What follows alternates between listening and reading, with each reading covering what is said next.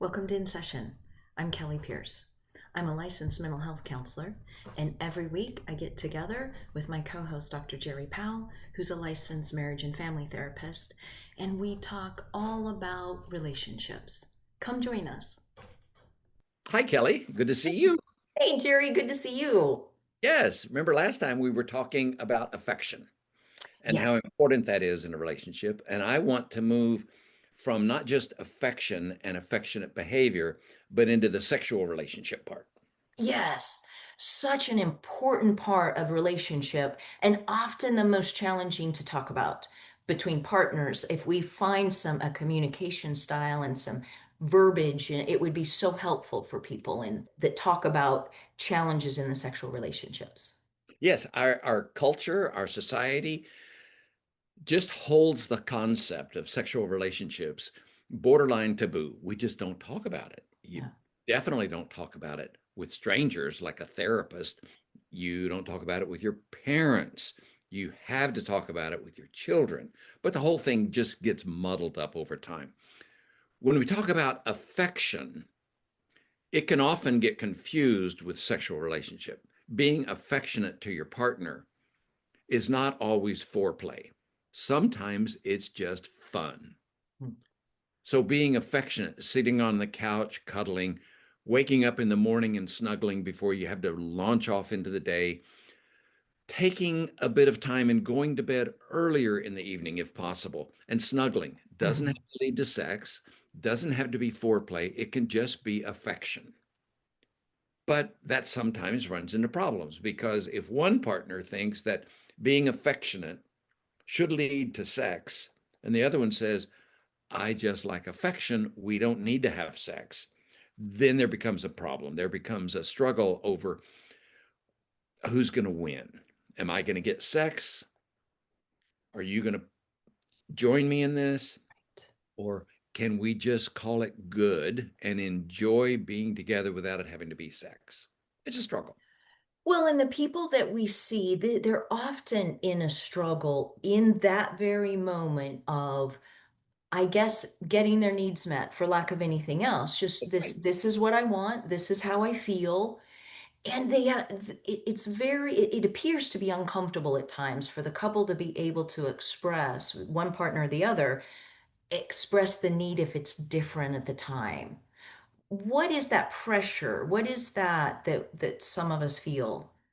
Well, I think that when we look at having sex with your partner, many people think it's supposed to be spontaneous. So the the urgency of one partner is often an override of the other partner. I want to do this. You need to comply. You should Yes. comply. You should want this too, because I want it. So we run into a conflict based on time constraint urgency. In that situation, the hurdle was the time constraint. What will other hurdles be?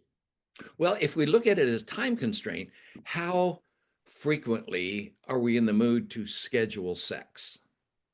To pull out our phone and look at our calendar and say, I'm available at this time. How about you? I'm sure there are some couples who do that because they're time constrained and their children are always urgently requiring their attention. Sure. So, how do we do that where we schedule in something? Well, we frequently don't. So, we find ourselves catching moments, if you will, Yes. of affection with our partner. And the other one looks at it as, oh, this is a lead in, this is foreplay. So the struggle between affectionate behavior, or in the five love languages from Gary Chapman, tender touches or physical touch, Mhm. is often construed by the other partner as, oh, this is foreplay. Do we think that there's a little bit of expectation, unrealistic, maybe undiscussed? Certainly. Yes. The value of having a conversation about yourself as a sexual being. What does that conversation look like with the partner? It is difficult of Who is responsible for initiating? And can the other one show some initiative? If one partner is always the one who's initiating, then they're always primed to their own schedule, to their own wants, to their own needs. What about the other one? Good point. Why does the other not initiate? Oh, because there's plenty. If my partner's always coming on to me, I don't need to ever initiate. But then it's on them. They're the ones who are doing the turning down. That's right. Someone's always the chaser and the other one is a rejecter, or that's how it Yeah. feels. Yeah. The pursuer Right. and the one, I'm being pursued all the time. Can you just leave me alone? Yeah. Well, when are you going to pursue me? Why do I need to? You're always pursuing me. But that's an imbalance in the relationship. We both should play those parts. Yeah. Though the one who always feels they are being pursued needs at times to be the pursuer, to be the initiator, Hmm.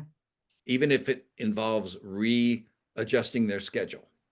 Now, it can throw the relationship into a what's going on here? Hmm.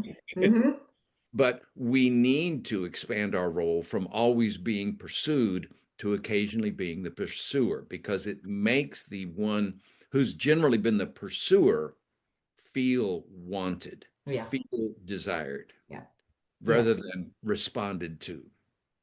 The only time we have sex is when I started, my partner goes along with it. I don't know if they really consider me sexy or desirable or wanted, but when they pursue, it changes the dynamic. So the one who's been the pursuer now feels, oh, my partner does find me desirable, Hmm. which can really change the dynamic of a relationship. To be Yes. able to accept being pursued, and it's difficult for the one who has always been pursued to change that dynamic, but they can Yes. in an effort to let the partner know you are desired, even though I've turned you down many, many times and I've been upset because you've been too pushy. But I want you to know that you are desired. And I do like the sexual aspect of our relationship. And I'm willing to initiate it to let you know that. Those moments that we're feeling differently, that someone's pursuing, and again, I'm gonna have to, whoever, whatever partner that is, has to turn and say something that's going to be disappointing, and there's going to be an emotion and a mood and a harumph for whatever might happen. What can we do there different? Well, I think that it's not just a matter of denying our partner their desires. You're only postponing a part of their desires. You may be postponing their physical release of having sex, but you can still reinforce the desirability and the interest and the importance in ways of saying, honey, I know this is important to you and you'd really like to do this now. And there's a part of me that would like to as well. He goes, well, then let's do this. However, there's a caveat. I'm not in the mood. I don't feel well. I For whatever reason. I've had a hard day. My mind is spinning and I'm really not in a position right now. But it is important and you are special and I do want to do this later. So we're not going to deny our partner our affection. We're going to deny sex. We're going to postpone sex, but we're going to reinforce the relationship. Okay. Okay. Even to the point of I'm delighted that you're interested and I understand what you're after. And that's important to me and I know it's important to you. But what I'd like to do is to postpone. It's the Yeah, same way in managing an argument. I know this is important and we need to resolve it, but I'm not in a place right now to argue with you about this. that's right. Do want to, within the next 24 hours, come back to this topic and we discuss it when I'm in a better place. So we can do the same thing with our partner. I know this is important. I know you want to have sex. I'm willing to cuddle and snuggle for a while. I'm not really in the mood for intercourse. But I tell you what, within the next day or so, we'll carve out some time and make it special. Mhm.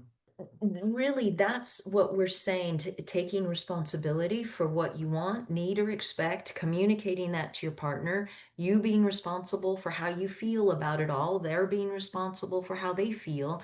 And there's just this respectful, honoring, loving Yes. engagement, communication. Yes. And I think it's responsible to hold your partner accountable. That if one of them starts pouting and harumphing, well, you won't do what I want. I will do what you want, but just not right now. Well, I want it. Rah, rah, rah. So when there's harumphing and pouting and just the cloud over the relationship, Yes. that needs to be brought into accountability. That that's not fair to me because now you're punishing me for expressing what I really want. And that's not fair. What is it about this part of our relationship, sex and the intimacy of the sex, of sexual acts in our relationship? Talk about how valuable that is. Is the most intimate, personal exposure and expression of one person to another. Hmm. The most intimate parts of us are exposed and expressed during sex. And those are parts that we societally and culturally and personally keep hidden from others. And it is more than just a physical. We also know that there's a neurological with oxytocins and brain stimulation. It's not just physical stimulation, but it speaks and touches the very deepest part of our psyche, of our understanding, of our brain, and our body.